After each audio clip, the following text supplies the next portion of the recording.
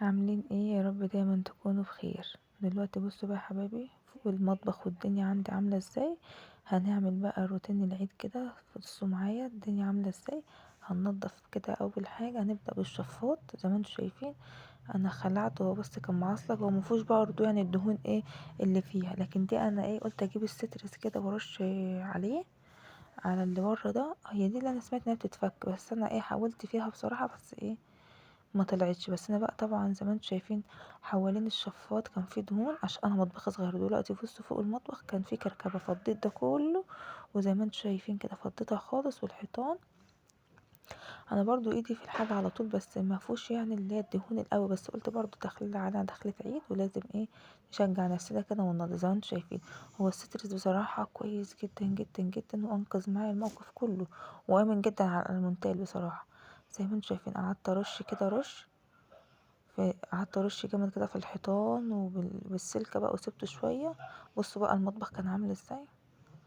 بصوا المنظر كان عامل ازاي، مطبخ صغنن جدا. فدلوقتي زي ما انتم شايفين شفتوا الشفاط عامل ازاي اهو. رشيت عليه كده سترس، طبعا دهون رمضان بقى والاكل والدنيا، وانا مطبخي اصلا صغير فايه، فيعني لازم على طول اول باول كده ايدينا في الحاجه. هو برضه يعني مش مفهوش الدهون دي بقى كانت الحته دي فيها اللي بحط فيها الزياته والحاجه. بص منظرها عامل ازاي. انا مطبخي لو عملت بطاطس عملت سمك الريحه كلها بتبقى في المطبخ، فانت ايه. فانا قلت بقى هو مش هيحل معايا الموضوع ده غير السترس. وده ده البتاع ده الجنب اللي جنب البوتاجاز، وهنا المطبخ من تحت برضو. قلت يعني ادوله رشه كده عشان انا انضفه زي ما انتم شايفين كده.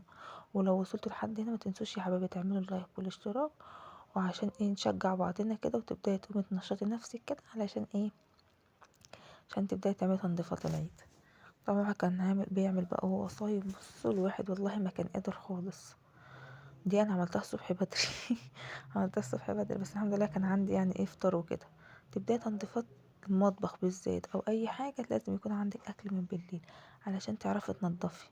دلوقتي انا بجرب برضو معاكم الفيديو عشان ما يكونش ايه طويل وممل عليكم. دلوقتي بصوا بقى انا بعمل الحيطان عندي برضو ما كانش فيها دهون كتير، يعني هي خفيف كده، بس ايه الحتت اللي جنب البوتاجاز الحاجه دي بقى. المفرش اللي انا جبته ان انا هفرشه فوق البوتاجاز حلو او ضد الميه، ولو جت فيه ميه ولا حاجه ما بيحصلوش حاجه. هنا جبت معطر جو. بصوا بقى البراد بتاعي ده عايز برضو دعكه، بس البراد بتاعي ده انا سبته كنت بعمل بغلي ميه ونسيت، فالميه اتلسع فالميه اتشربت خالص، وكان بيغلي على على الفاضي، فالغطيات بتاعته في حاجات اتلسعت منه.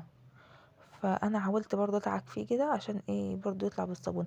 واحلى حاجه ان صابونه الغسيل دي ممتازه جدا جدا في الاستانلس بصراحه. دلوقتي انا جبت الشفاط بعد ما رشيت السترس من عليه، وقعدت برضه ادعك فيه كده، وكنت بريح ايدي شويه عشان انا بس تعبت خالص ولو وصلت هنا ما تنسيش اللايك والاشتراك في القناه وتفعيل زر الجرس. تمام يا حبيبي. انا برضو بص انا الدنيا كانت ايدي كانت وجعاني. بص منظره كان عامل ازاي اهي صابونه الغسيل وجبته اهو. قعدت ادعك فيه الموضوع. بصوا اخد معايا وقت والله العظيم، يعني في حاجات خلصتها بعد الفطار معاكم وقلت اكملها بعد الفطار عشان بصراحه انا قعدت كتير قوي. هنا برضو بحاول اجرب الفيديو. بص ده اللي قدرت بصراحه اعمله. ففي حاجات ما عرفتش اطلعها دي محروقه. وهنا الزياده بعد ما حطيت المفارش زي ما انتم شايفين كده. بصوا اهو ده المكان ودي المفرش اللي انا حطيتها. قولوا لي بقى رايكم. بصوا الشفاط بقى عامل ازاي، والدنيا بقت نظيفه جدا جدا جدا. وانا بقى قلت بقى اخلص. بعد ما اخلص اشطف كده شويه مواعين، اشطف كده معاكم شويه مواعين كده علشان ايه نخلص بقى المطبخ خالص كده. اللهم صل وسلم.